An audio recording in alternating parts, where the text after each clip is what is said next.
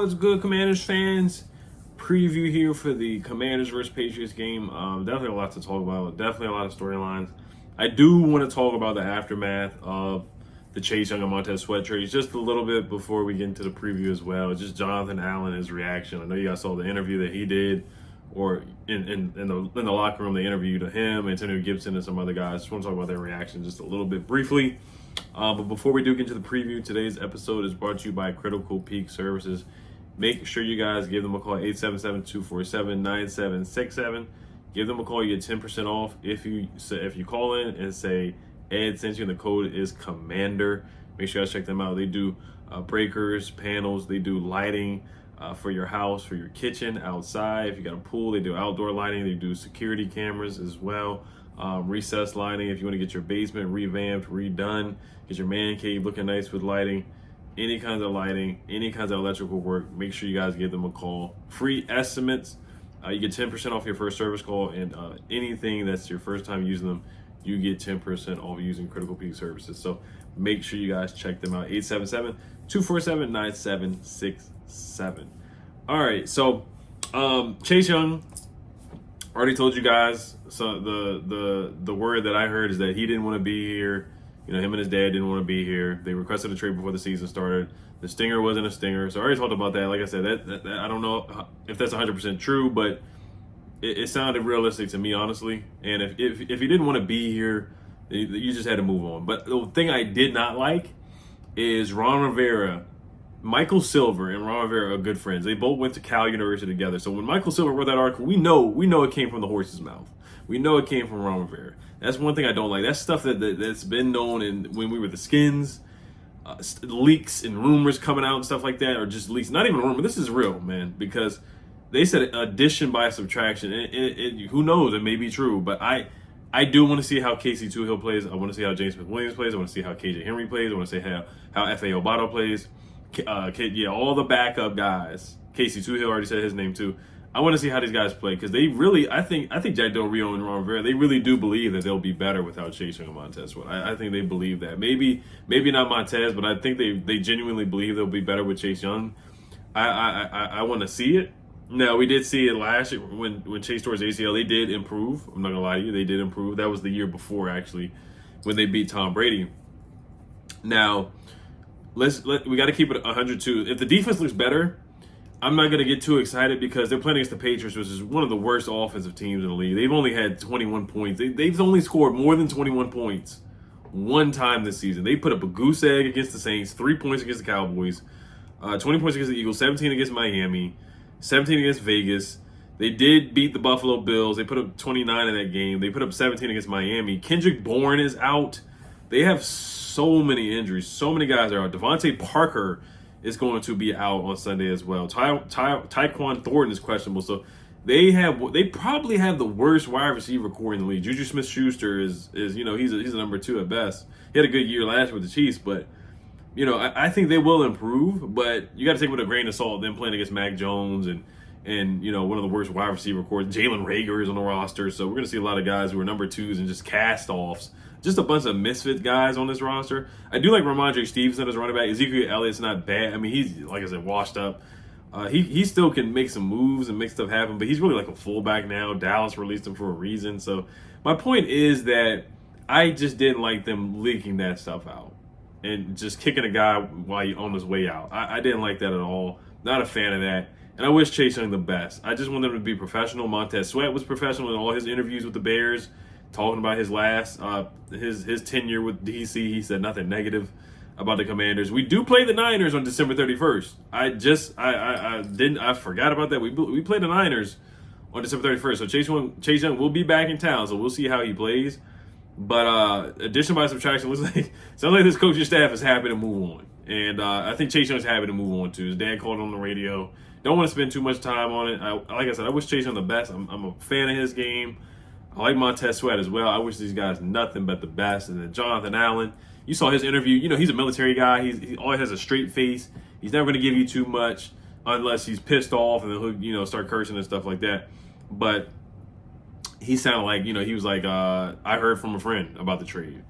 And Antonio Gibson was like, no, I haven't contacted these guys or talked to any of these guys at all. So they all just had straight faces, like nothing ever happened, you know. So it was odd. It was odd, you know. Usually when a player gets traded, you know, you have some type of emotions and stuff like that. But it is what it is, and they just kept saying it's a business, and they clearly moved on. So we'll see how this offense plays. I do think they will play more discipline within the scheme, of course.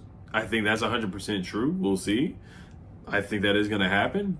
But, you know, will that translate to them being better? The secondary still has to be better. Ben St. Juice can't keep getting cooked every game. And Mayo Forbes has to play better. He just put up an Instagram post saying that he's back. So back from what? You know, what were you doing? Because before you were just getting cooked. So I want to see what you're being back to. What are you? I'm back.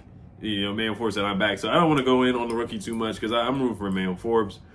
But, yeah, they elevated Jabril Cox. So they're starting to make adjustments. You know, they always wait until the second half of the season to make defensive adjustments and to make offensive adjustments. Now they're forced to play Tyler Larson. Now they want to start Chris Paul because they're forced to at left guard. Last year they had to bench Trey Turner. They finally had to trade William Jackson last year. So they wait until the second half to make moves, make adjustments, and then guys play better. Then they finally play Khalid Hudson at the end of the year. Last year he looks good. So they always wait just a little too late to make adjustments. So you know, we'll see. That's the biggest thing to me is to see how this defense plays without Chase Young and Montez Sweat. Do they play more in the scheme, and does that translate to them being better? Okay. All right. The Bill Belichick trade rumors to Washington is ridiculous. That stuff is hilarious. I would never want Bill Belichick anywhere near this team, especially since he doesn't have Tom Brady anymore. He's just not the same. He's just not going to be elite like he was with Tom Brady. That's clear. This is the Patriots' worst start since 2000. You know, this is weird for them. They're not used to being bad, and they're not a good team. We're not a good team either. We're not a good coach team, but the Patriots, they're just not a good football team. Now they did beat the Bills. They do have Mike Gesicki. They have Hunter Henry. They got Pharaoh Brown. They have talent at the tight end spot. I'll give them respect for that for sure. And then, you know, Bill's he's a legendary Hall of Fame coach. They have a defense that will confuse you, do different things. For sure, switch it up, mix and match coverages, you know, unique blitzes, different kind of blitzes to mix up and confuse a rookie quarterback. So we'll see. Kyle Duggar is not bad. Jabril Peppers, free safety, we've seen him play a lot with the Giants before. So we'll see how that works out. Jason Kelsey, I want to talk about him too. He had a lot of good things to say about Sam Howell. That was nice to hear about. He said Sam Howell just was cool, calm, and collected, did a lot of slants.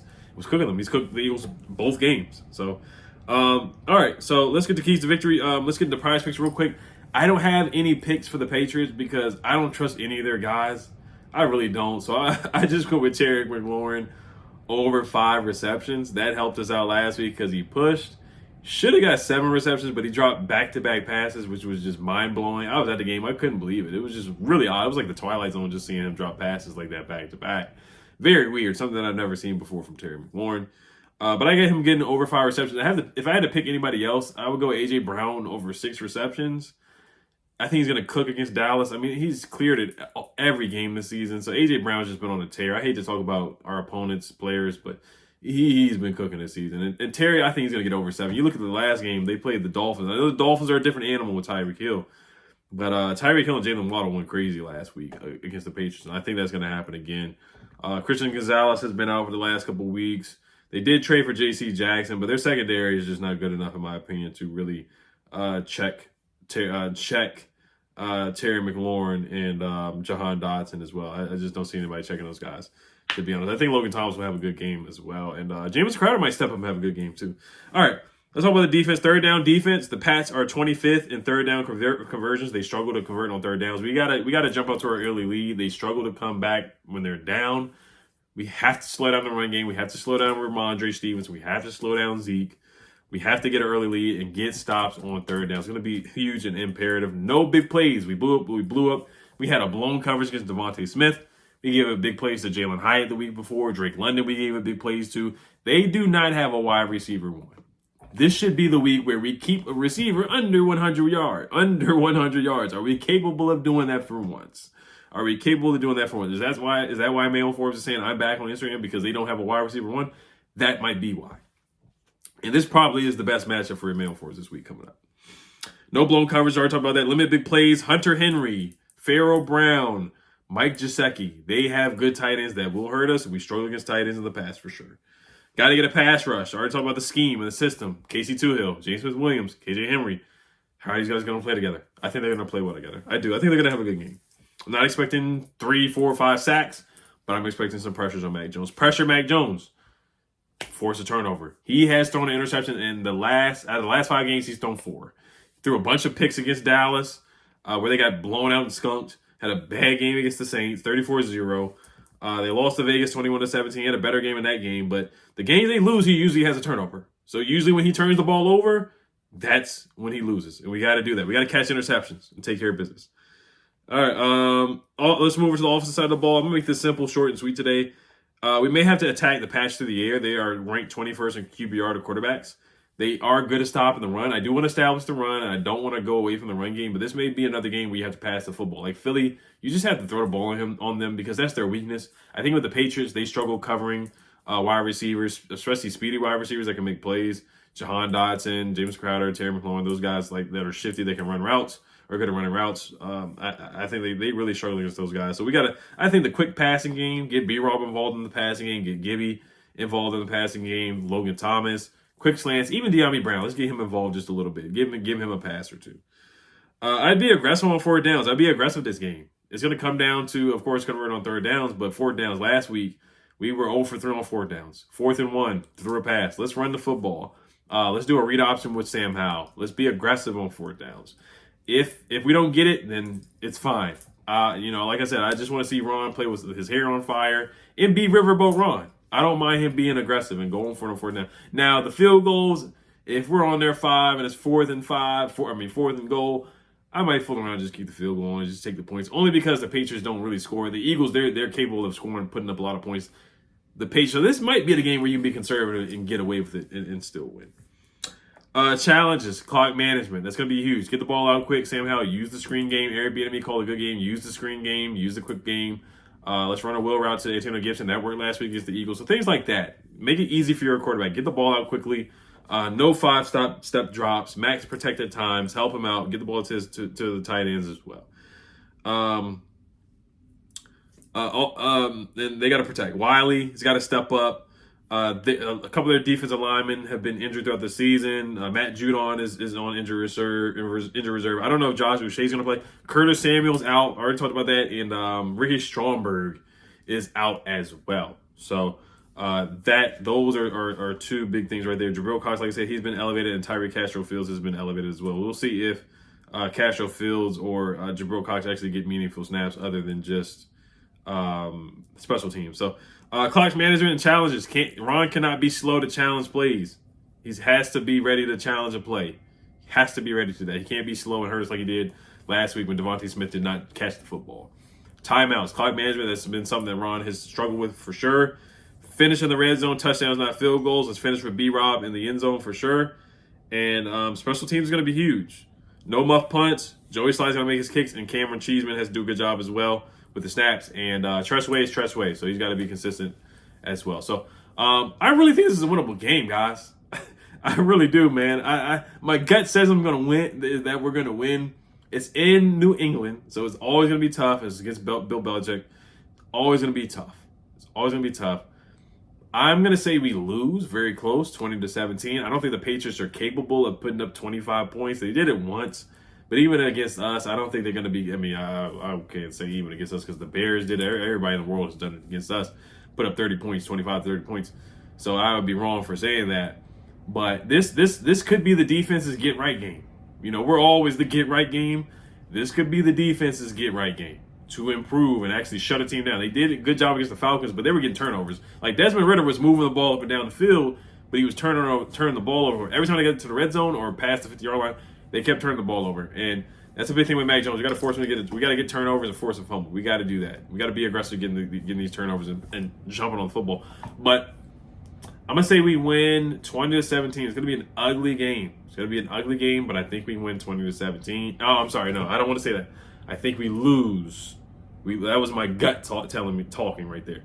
But my mind, my brain, from knowing this team, I'm going to say we lose 20-17.